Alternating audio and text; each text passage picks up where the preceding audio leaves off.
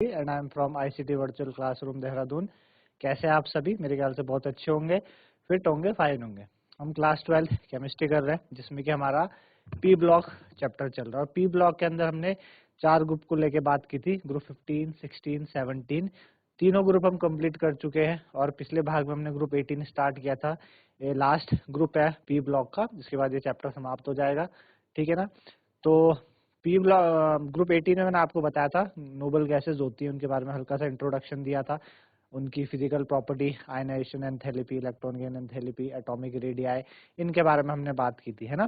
तो आज वहीं से अपने लेक्चर को आगे करेंगे और चलते हैं, देखते हैं क्या है आगे हमारे पास ग्रुप 18 में। तो चलेंगे स्मार्ट बोर्ड की तरफ। चलिए, तो देखिए हम क्या किया था हमने पीछे ग्रुप 18।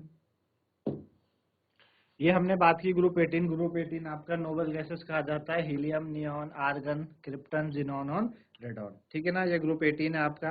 और हमने बात की थी कि भाई जनरल इलेक्ट्रॉनिक कॉन्फ़िगरेशन ग्रुप 18 की क्या होती है? NH2 NP6, है ना? 8 होते हैं इनके वैलेंस शेल में, यानी ये ऑक्टेट इनका कंप्लीट होता है ना? इनका ऑक्टेट क्या होता है बच्चों? कंप्लीट होता है हीलियम को छोड़ के, जिसमें 1s2 होता है ना? और जिनॉन और रेडॉन मैंने बताया था ये रेयरेस्ट एलिमेंट है इस ग्रुप के, है ना? इस ग्रुप के क्या है? रेयरेस्ट एलिमेंट होते हैं इस ग्रुप के। ये हमने बात की थी। फिर हमने बात की थी कि जो रेडियम है आपका, रेडॉन है, कैसे बनता है? जब रेडियम का डिसइंटीग्रेशन होता है तो रेडियम बनता है। आप देख रहे हैं radium atomic number 88, atomic mass 226, वो डिसइंटीग्रेट हुआ, हीलियम का एक एटम निकला, बचा क्या? रेडॉन। आयनाइजेशन एंथैल्पी हमने बोला हाईएस्ट होती है, क्यों? क्योंकि स्टेबल इलेक्ट्रॉनिक कॉन्फ़िगरेशन है। डाउन द ग्रुप क्या हो रही है? डिक्रीज करती है ना? डाउन द ग्रुप डिक्रीज करती है। अच्छा, उसके बाद हमने बात की थी electron gain enthalpy. Large positive value आपको बताया था, इलेक्ट्रॉन गेन एंथैल्पी अच्छी कब मानी जाती है? जब उसकी ज्यादा से ज्यादा नेगेटिव वैल्यू हो, वो अच्छी मानी जाती है। यहाँ पे लार्ज पॉजिटिव वैल्यू आती है। स्टेबल इलेक्ट्रॉनिक कॉन्फ़िगरेशन है, इसको जरूरत ही नहीं है किसी एटम को ऐड करवाए अपने वैलेंस शेल में, क्योंकि कंप्लीटली फिल्ड है ना? कंप्लीटली क्या है बच्चों? फिल्ड है। तो ये सारी बातें हमने इससे रिलेटेड हमने की थी। तो आज हम सबसे पहले बात करेंगे फिजिकल प्रॉपर्टीज की, कि जो आपकी ये जो आपके गैसेस हैं, जो आपकी नोबल गैसेस है यानी ग्रुप 18 है, इनकी फिजिकल प्रॉपर्टी की बात करते हैं। फिजिकल प्रॉपर्टीज,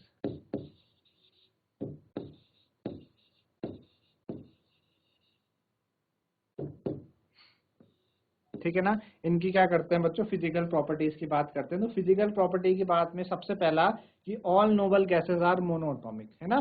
सारी की सारी कैसे कैसे होती है? Monoatomic. All are monoatomic. Monoatomic, सारी मोनोएटॉमिक। भाई मोनोएटॉमिक का क्या मतलब है? आपको हीलियम ऐसी दिखेगा, He2 में कभी नहीं दिखेगा, है ना? कभी He2 हो ही नहीं सकता, हमेशा He दिखेगा। आर्गन हमेशा Ar दिखेगा, Ar2 कभी नहीं होगा। नियॉन हमेशा Ne रहेगा, Ne2 कभी नहीं होगा, है ना? इस तरीके से के सारे मोनोएटॉमिक है। ठीक है ना? अच्छा, और क्या है? कलरलेस, ऑर्डरलेस, टेस्टलेस होते हैं। कलरलेस है, कोई कलर नहीं शो करते, कलरलेस है। ऑर्डरलेस है, ऑर्डर नहीं है इनका कोई। और टेस्टलेस है, ठीक है ना? टेस्टलेस भी होते हैं, इनका कोई टेस्ट भी नहीं होता। ठीक है ना? स्पार्गली सॉल्युबल है वाटर में। वाटर में क्या है? थोड़े से घुलते हैं। They are sparingly soluble in water.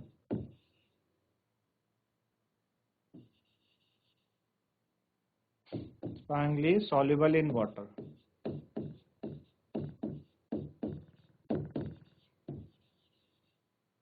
Sparingly soluble है वाटर में, ठीक है ना? मतलब ठीक ठाक घुलते, ज्यादा नहीं घुलते। अच्छा, they have very low melting and boiling point. ये बहुत इंपॉर्टेंट पॉइंट है कि they have very low, they have very low melting and boiling point, melting point and boiling point। इनका जो melting point और boiling point होता है वो काफी लो होता है ना? लो melting and boiling point है, क्यों? क्योंकि इसमें एक ही तरह की इंटर एटॉमिक इंटरेक्शन होती पाई जाती है, वो वीक डिस्पर्जन फोर्स है ना? क्यों? Because the only one type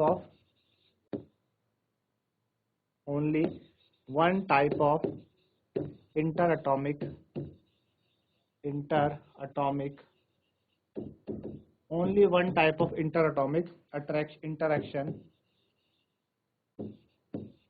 only one type of interatomic interaction in this element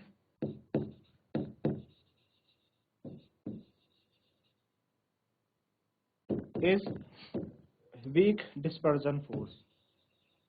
Weak dispersion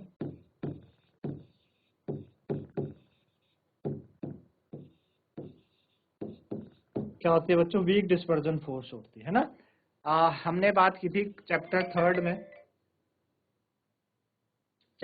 हमने बात की थी। चैप्टर थर्ड में क्या पढ़ा था हमने कि एटॉमिक रेडियाई को हमने कोवेलेंट रेडियस और आयनिक रेडियस और वन डबल रेडियस के फॉर्म में देखते हैं। तो हमने देखा था कि बाकी तो कोवेलेंट बॉन्ड बनाते हैं तो उससे उनकी कोवेलेंट रेडियस आयनिक रेडियस निकलती है, लेकिन जो हेलोजेंस जो आपके नोबल गैसेस थे ग्रुप 18 ये बनाते तो है नहीं कोई कोवेलेंट बॉन्ड, इन्हें जरूरत भी नहीं है, कंप्लीटली फिल्ड है, सब कुछ है इनके पास, है ना, सारी सुख सुविधाएं हैं इनके पास, इनको किसी की जरूरत नहीं है, ना किसी से लेना है ना किसी से देना है।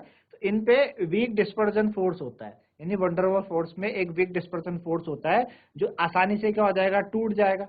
तो इस वजह से इनका मेल्टिंग एंड बॉइलिंग पॉइंट लो होता है। तो अगर आपसे क्वेश्चन पूछा जाता है कि भाई नोबल गैसेस का बॉइलिंग पॉइंट लो क्यों है, तो आपने बोलना है बिकॉज इनमें एक ही तरह की इंटरेक्शन होती है ना, एक ही तरह की इंटरेक्शन पाई जाती है, वीक डिस्पर्जन फोर्स, है ना। तो इस वजह से ये क्या है, इजीली लिक्विफाई हो जाते हैं वेरी लो टेम्परेचर में, इसलिए क्या है इनका लो बॉइलिंग पॉइंट होता है। ठीक है ना, इतनी बात आपको समझ में आ गई होगी। ठीक है ना, चलिए केमिकल प्रॉपर्टीज की बात करते हैं।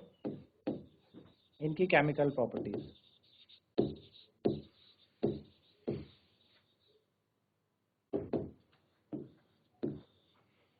ठीक है, इनकी केमिकल प्रॉपर्टीज की बात करें तो केमिकल प्रॉपर्टीज में हम बात करेंगे कि भाई नोबल गैसेस लीस्ट रिएक्टिव है ना। केमिकल रिएक्शन जनरली ये देते नहीं है, लीस्ट रिएक्टिव होते हैं। क्यों? इनर्टनेस, रिएक्टिविटी क्यों नहीं है इनकी? भाई पहला तो जो नोबल गैसेस है इनके पास कंप्लीट वैलेंस शेल है, हमने इलेक्ट्रॉनिक कॉन्फ़िगरेशन में देखा NS2 NP6 कंप्लीट है, हीलियम को छोड़ के जिसपे 1s2 है। ठीक है ना, हाई आयनेशन एंथैल्पी है और more positive electron gain enthalpy है, जिस वजह से इनको किसी की जरूरत नहीं होती, किसी से लेने की जरूरत नहीं होती इनको, है ना, किसी से इनको लेने की जरूरत नहीं होती। लेकिन एक इसका ऐसा देखा गया, एक ऐसा कंपाउंड है जो क्या करता है आपका क्या करता है रिएक्शन करता है। वैसे तो नोबल गैसेस के पास क्या है, कंप्लीट है, सब कुछ कंप्लीट है, किसी की जरूरत नहीं है उनको रिएक्शन करने की। पर एक कंपाउंड है जिनॉन जो क्या करता है, रिएक्शन करता है, और ये इंपॉर्टेंट है, क्वेश्चन बनता भी यहाँ से। तो सबसे पहले हम बात करेंगे जिनॉन फ्लोरीन कंपाउंड की। Xenon fluorine compound, xenon fluorine compound, xenon fluorine compound, है ना। जिनॉन फ्लोरीन कंपाउंड की बात करते हैं। भाई जिनॉन फ्लोरीन, बात समझ आए आपको? बाकी कोई भी कंपाउंड नहीं बनाता, सिर्फ इसका एक है जिनॉन जो कंपाउंड बनाता है। तो जिनॉन बच्चों तीन तरीके के बाइनरी फ्लोराइड बनाएगा, XCF2 बनाएगा, XCF4 बनाएगा और XCF6 बनाएगा। और कैसे बनाता है? जब हम अप्रोप्रिएट कंडीशंस में इनको रिएक्ट कराते हैं। जैसे कि पहला हमने क्या किया, जिनॉन को Xc को, है ना, तो जिनॉन भाई गैस है, नोबल गैस है, इसको हमने किसके साथ करा, फ्लोरीन के साथ करा जो ई गैस है। अच्छा, यहाँ पे हमने क्या करना है, जिनॉन को एक्सेस में लेना है, xenon in excess, xenon in excess, xenon को क्या करना है बच्चों, एक्सेस में लेना है।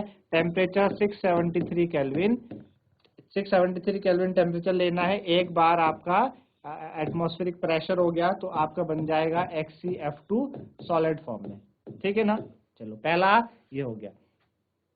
दूसरा हमने क्या करना है, फिर Xc गैसेस को हमने क्या करना है, 2F2 गैसेस के साथ रिएक्ट कराना है। अब यहाँ पे हमने क्या करना है बच्चों, 1:5 का रेशियो लेना, 1:5 का, मतलब एक पार्ट जिनॉन का जो 5 पार्ट आपके फ्लोरीन के। 873 केल्विन टेम्परेचर लेंगे, 873 केल्विन टेम्परेचर लेंगे और 7 बार आपका क्या लेंगे, एटमॉस्फेरिक प्रेशर लेंगे तो बन जाएगा आपका XCF4 सॉलिड फॉर्म में। ठीक है ना, तो सेकंड बाइनरी कंपाउंड बन गया। थर्ड है, हमने क्या करना है, वापस से Xc लेना है गैसेस फॉर्म में, ठीक है, और 3F2 लेना है हमने गैसेस फॉर्म में। अब यहाँ पे जो रेशियो रखना है हमने 1:20, यानी एक पार्ट जिनॉन का 20 पार्ट फ्लोरीन के। टेम्परेचर कितना रखेंगे, 573 केल्विन के पास, और जो आपका एटमॉस्फेयर प्रेशर है वो, मतलब प्रेशर है 60 to 70 बार, तो आपका बन जाएगा XCF6 सॉलिड फॉर्म में। तो तीन क्या करता है जिनॉन, क्या करता है, तीन कंपाउंड बनाता है फ्लोरीन के साथ, XCF2, HCF4 और HCF6 आपने देखा होगा किस किस तरीके से ये कंपाउंड बना रहा है ना, इस तरीके से कंपाउंड होता है। जो HCF6 होता है उसको हम प्रिपेयर करते हैं और मतलब प्रिपेयर कर सकते हैं जब HCF4 का इंटरेक्शन कराते हैं O2F2 के साथ, किसमें 143 केल्विन में। क्या कराते हैं? 143 केल्विन में। आप क्या करो Xc, ठीक है ना, HCF4 का रिएक्शन करा दो O2F2 से। किसके साथ? O2F2 से रिएक्शन करा दो HCF4 का, ठीक है ना, 143 केल्विन में। तो आपको यहाँ से भी HCF6 मिल जाएगा, HCF6 यहाँ से मिल जाएगा आपको, और प्लस O2 निकल जाएगा। तो HCF6 को बनाने का एक तरीका ये भी है, ठीक है ना। तो HCF2, HCF4, HCF6 colourless crystalline solid है। सारे के सारे कैसे है? कलरलेस क्रिस्टलाइन सॉलिड है और सबलाइम हो जाते हैं 298 केल्विन पे। क्या हो जाते हैं? 298 केल्विन पे। तो हमने जिनॉन तीन कंपाउंड बना रहा ना फ्लोरीन के साथ, HCF2, HCF4 और HCF6। तो सारे के सारे कैसे हैं बच्चों? Colourless crystalline solid. कैसे हैं? कलरलेस क्रिस्टलाइन, सारे के सारे कलरलेस क्रिस्टलाइन सॉलिड होते हैं, और कलरलेस क्रिस्टलाइन सॉलिड होते हैं और साथ ही साथ सबलाइम हो जाते हैं, सबलाइम एट 298 केल्विन पे, एट 298 केल्विन। 298 केल्विन पे ये सॉलिड से गैस में चले। सब्लिमेशन आपको पता है ना, सॉलिड से डायरेक्ट गैस में जाने की जो प्रक्रिया उसको सब्लिमेशन कहते हैं। तो सब्लिमेशन हो जाएगा इनका 298 केल्विन पे। अच्छा, पावरफुल फ्लोरिनेटिंग एजेंट होते हैं। ये कैसे होते हैं? दे आर पावरफुल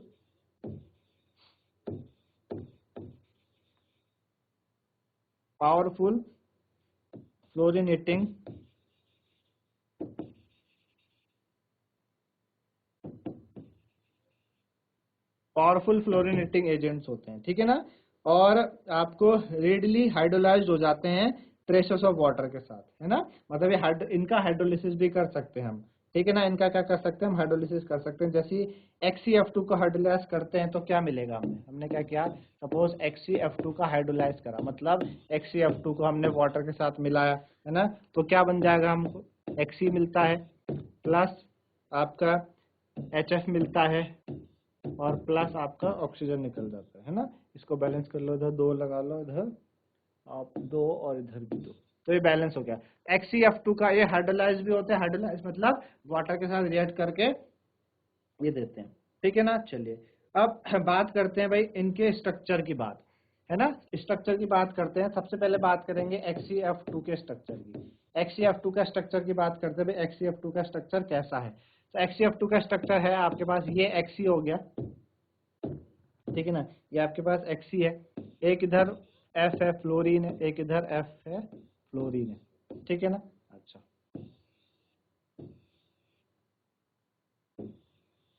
ठीक है। और यहाँ पे क्या है बच्चों? एक ये कैसा स्ट्रक्चर है? लीनियर। कैसा है बच्चों? लीनियर। और HCF2 में कितने लोन पेयर है? 3 लोन पेयर है। कितने लोन पेयर है HCF2 में? 3 लोन पेयर होते हैं HCF2 में। और कैसा स्ट्रक्चर होता है इसका? लीनियर स्ट्रक्चर होता है, ठीक है ना। बात समझ में आया आपको HCF2 के बारे में। HCF4 के बारे में देखो, HCF4 का जो स्ट्रक्चर है किस तरीके से है? ये आपके पास Xc हो गया, ठीक है। अच्छा,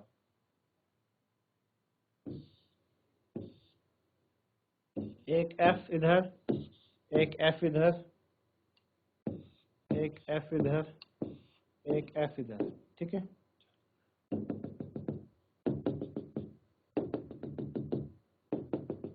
ठीक, ये हो गया, ठीक है ना। अच्छा, अब लोन पेयर देखो उसमें,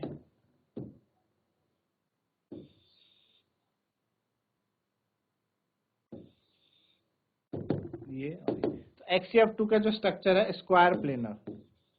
कैसा है? Square planar.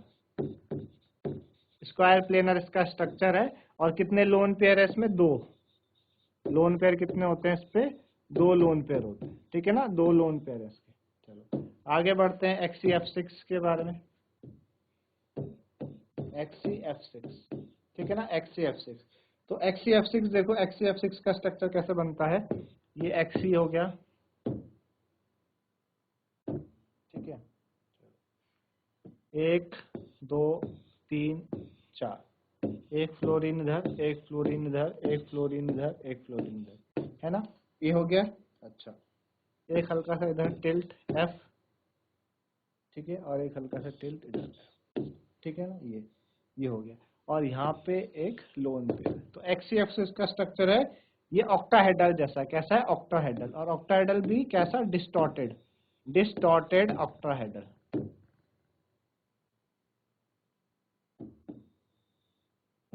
कैसा है, डिस्टॉर्टेड, DIS, एक सेकेंड,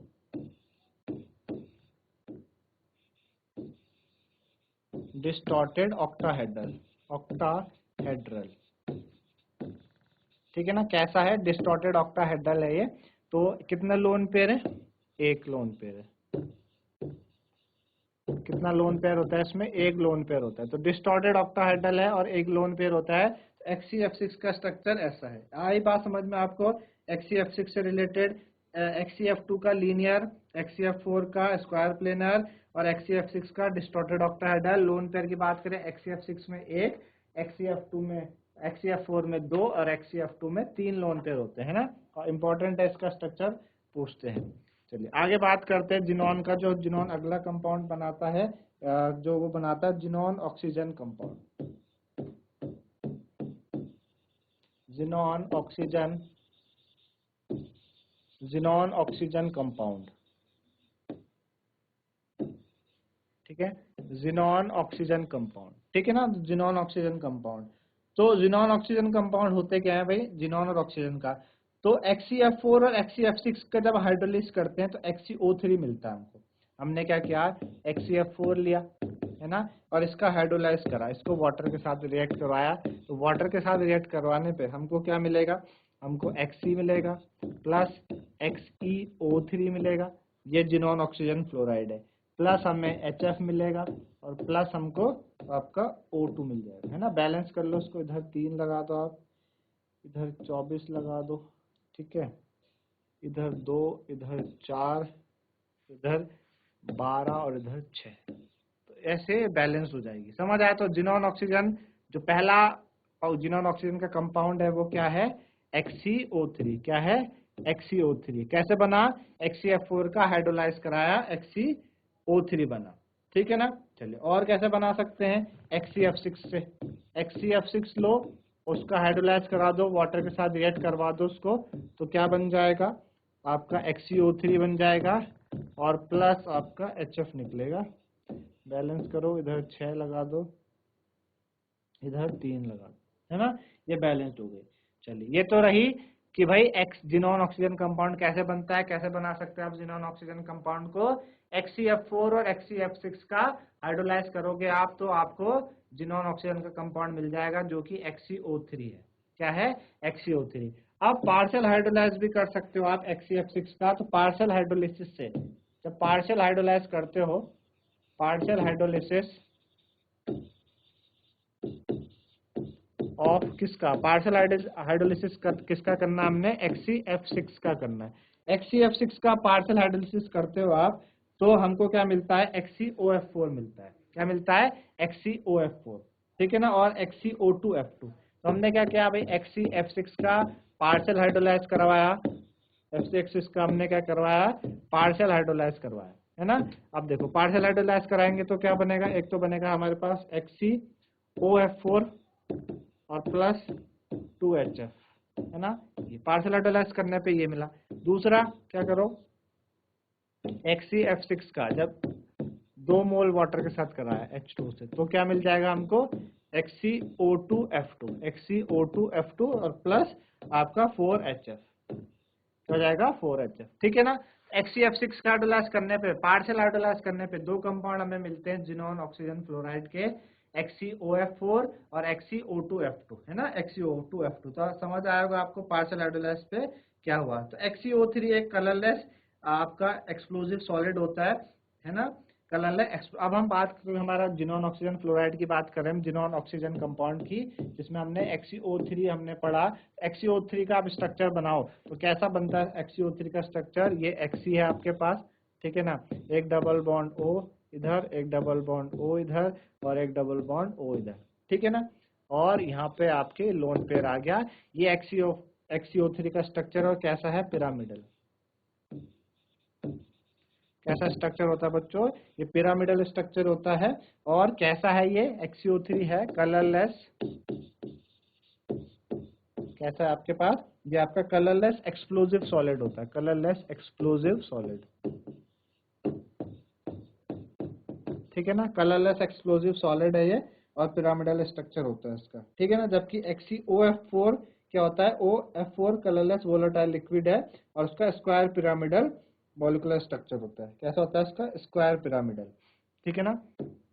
तो XCOF4 का, XCOF4 का, तो XCOF4 का आप स्ट्रक्चर बनाए XCOF4 का, तो कैसे बनेगा XCOF4 का, ये भाई XC हो गया, ठीक है ना। एक F इधर, एक F इधर, एक F इधर और एक F इधर, ये हो गया आपके 4 F हो गए। इधर डबल बॉन्ड O और इधर आपके पास ये लोन पेयर हो गया, ठीक है ना। तो कैसा इसका स्क्वायर पिरामिडल, स्क्वायर पिरामिडल, ठीक है, स्क्वायर पिरामिडल होता है। और कैसा है ये, कलरलेस वोलेटाइल लिक्विड है। कैसा है, colourless volatile, colourless volatile liquid, ठीक है ना। कलरलेस वोलेटाइल लिक्विड है XCOF4, कैसा है, कलरलेस वोलेटाइल लिक्विड। आई बात समझ में आपको। ये तो ये था बच्चों आपके पास XCO4 से रिलेटेड, ठीक है ना। XCO4 से रिलेटेड ये चीजें हैं। अब क्या हाइड्रोलिसिस XCF6 का एक क्वेश्चन है कि hydrolysis of XCF6 leads to a redox reaction. XCF6 का हाइड्रोलाइज करते हो तो क्या आपको रिडॉक्स रिएक्शन मिलती है ना। तो हमने अभी पीछे बात करी XCOF4 की, हमने रिएक्शन लिखी हुई है ना। हमने XCF6 का हाइड्रोलाइज करा, तो XCF6 का जब हाइड्रोलाइज करते हैं, एक तो हमें XCOF4 मिल रहा, XCOF4 मिल रहा, और हमें एक XCO2F2 मिल रहा। अगर आप इसमें देखो तो यहाँ पे जो ऑक्सीडेशन स्टेट है एलिमेंट की, वो सेम है ना। क्या है, सेम है, जैसे कि वो रिएक्टिंग स्टेट में थी, ठीक है ना। जब वो रिएक्ट कर रही थी, मतलब जब यहाँ पे रिएक्ट करी और यहाँ पे, तो सेम आपको ऑक्सीडेशन स्टेट मिलेगी। तो इसलिए हम बोलेंगे कि आपका हाइड्रोलिसिस XCF6 का रिडॉक्स रिएक्शन। भाई रिडॉक्स रिएक्शन क्या होती है, रिडॉक्स रिएक्शन वो होती है जिसमें कि ऑक्सीडेशन रिडक्स, जिसमें कि क्या हो, ऑक्सीडेशन स्टेट बढ़े भी घटे भी, मतलब ऑक्सीडेशन भी हो रिडक्शन भी हो, दोनों काम हो, उसको हम रिडॉक्स रिएक्शन बोलते हैं। तो क्वेश्चन अगर आपसे पूछता है कि does the hydrolysis of XCF6 is a redox reaction, क्या XCF6 का हाइड्रोलिसिस रिडॉक्स रिएक्शन है, तो आप बोलेंगे नहीं, रिडॉक्स रिएक्शन नहीं है वो। क्यों नहीं है, आप ये रिएक्शन लिख के दिखाओगे और बोलोगे कि यहाँ पे जो ऑक्सीडेशन स्टेट है सारे एलिमेंट्स की, वो सेम है, जैसे कि मतलब रिएक्शन होने से पहले थी, वही रिएक्शन होने के बाद भी है, कोई चेंज नहीं आया। तो इसलिए ये इसका ये नहीं है। आई बात समझ में बच्चों। तो ये था आपका रिलेटेड, किससे रिलेटेड, पी ब्लॉक से रिलेटेड ग्रुप 18, है ना। यूजेस बचते हैं इसमें, यूजेस क्या है, यूजेस से भी क्वेश्चंस बनते हैं, क्या क्या यूजेस है उसकी बात हम करेंगे, है ना। तो इस तरीके से बच्चों आपको समझ में आएगा आज ग्रुप 18 के बारे में, उनकी फिजिकल प्रॉपर्टीज, साथ ही साथ केमिकल प्रॉपर्टीज। आपने देखा कि नोबल गैसेस तो आपके नोबल गैसेस से किसी से रिएक्ट नहीं करते, फिर भी एक ऐसा कंपाउंड है, एक ऐसा एलिमेंट है नोबल गैसेस में, जिनॉन, जो कि कंपाउंड बनाता है ऑक्सीजन के साथ, फ्लोरीन के साथ, xenon oxygen compound, xenon fluorine compound. उनके स्ट्रक्चर आपने देखे, है ना। मेरे ख्याल से आप लोगों को एक चीज समझ में आई होगी। तो आज के लिए इतना ही, धन्यवाद, हैव अ नाइस।